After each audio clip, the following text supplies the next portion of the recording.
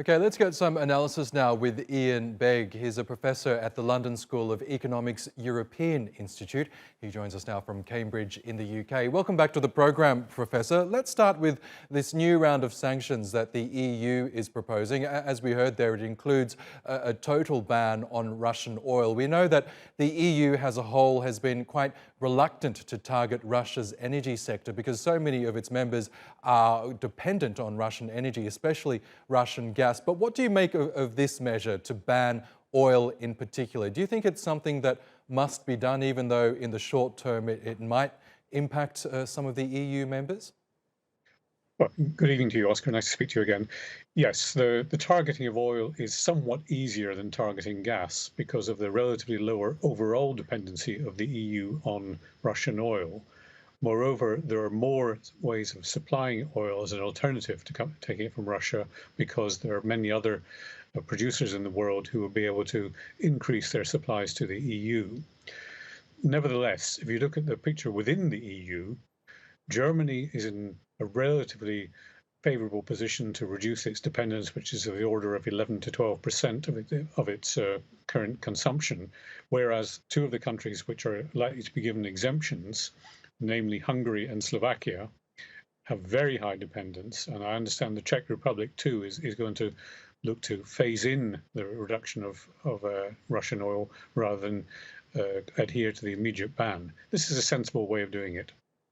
Now, the new proposed sanctions come just days after the European Commission President Ursula von der Leyen visited Kiev and met with the Ukrainian President Volodymyr Zelensky. We know European leaders have been quite open in terms of showing their support for Ukraine, either through visiting the country itself or through public statements of condemnation against Russia and in support of Kiev. What do you make of the European response so far? Has it been adequate? Is it more than just these public statements?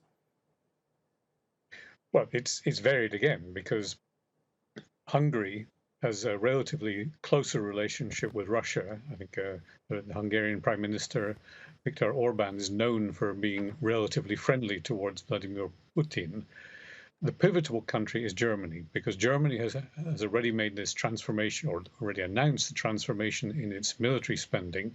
But Germany has been criticized not just for being relatively slow in dealing with the oil boycott, but also being slow to provide the arms to Ukraine that many other countries have done. So there are tensions inside the EU, and because the EU in this sort of area works on a unanimity principle where everybody has to agree to what's going on, it's quite often hard and relatively slow to craft the deals that are necessary to make the changes that the Commission seems to want.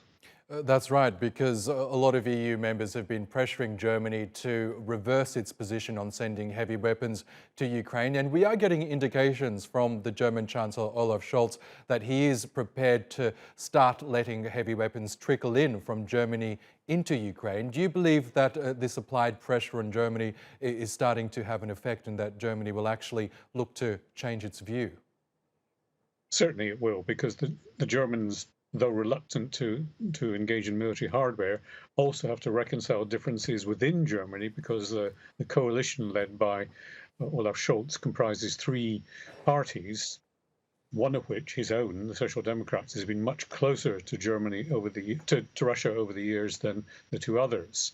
And we also know that one of the grandees of the Social Democratic Party in Germany, the former Chancellor Schröder, is somebody who's still on the board of Russian energy companies. So there are internal tensions that Germany has to reconcile, as well as conforming to the expectations of other EU countries. Not easy for one German leader to sort out, but I think he is going to bend. He will move in the direction of much tougher sanctions, especially as more evidence emerges of some of the atrocities that we're hearing about. Okay, Professor Iain Begg, we will have to leave it there, but it was really good to get your analysis as always. Thank you again for joining us. Thanks, Oscar.